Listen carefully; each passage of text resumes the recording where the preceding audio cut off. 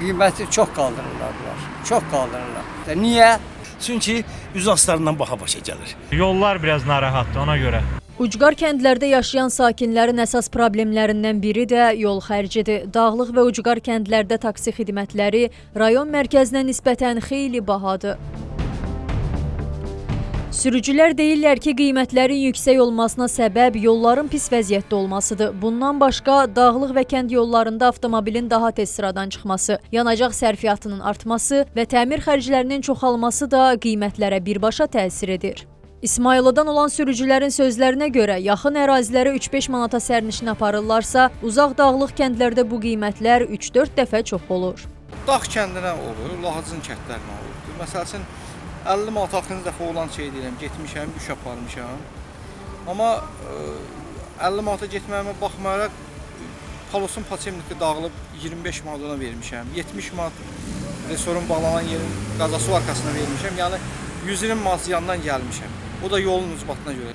Elə bir ki 5 manata, 10 manata gediriksə 15-20 manat maşın üstünə qoyuruq. Şaraboylar qırılır, nə bilim, belə benzin rasxodu çox. Vəbsə heç sərf eləmir getmir.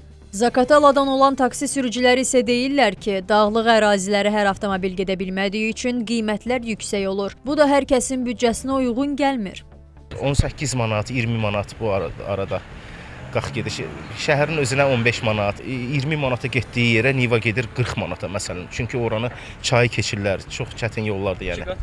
Bəli, bəli. Məsəl üçün, cara belə normalda marşrutla 60-70 qəpiyə gedirlər, amma o taksi ilə yola görə 4-5 manat arası dəyişir. Məsəl üçün, İlusuya 20-25 manat arası belə dəyişir.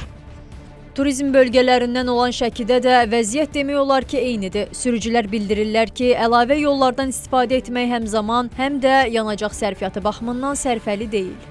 Şəki yaylası neçədir qiymət? 20 manat, 18 manat, bəli, belə. Amma bəzən görürsən ki, taksi sürücülərində fantastik qiymətlərə rast gəlirik. Bunun səbəblərini izah eləyək. Onun da səbəbi elə yer var ki, məsəl üçün yenə də deyirəm, Oxud kəndi 6 manat və yaxud da 6 manat 50 qəpik. Amma bir də görürsünüz, hava sönür, yağış, qar, boran. Bir də görürsən ki, orada yol olmur, sürücü gedə bilmir. 50 manat, 60 manat, 70 manat belə qiymət deyir. O da yəni normaldır. Çünki yəni yol yoxdur orada, sürücü gedə bilmir. Bölgələrdə taksi qiymətlərinin yüksək olmasının səbəbi yalnız sürücülərin seçimindən deyil, mövcud şəraitdən, yəni yolların vəziyyətindən, avtomobil xərclərindən və dağlıq relyefdən qaynaqlanır. Ekspertlər bildirirlər ki, əhalinin gediş-gəliş imkanlarının asanlaşdırılması üçün ilk növbədə yol infrastrukturu yaxşılaşdırılmalı, alternativ ictimai nəqliyyat imkanları artırılmalıdır. Firuzə Məlikzadə, Rafiq Həsənov, Ruslan Abdulov, Rəhman Həkimzadə, Xəbər Ertəsi.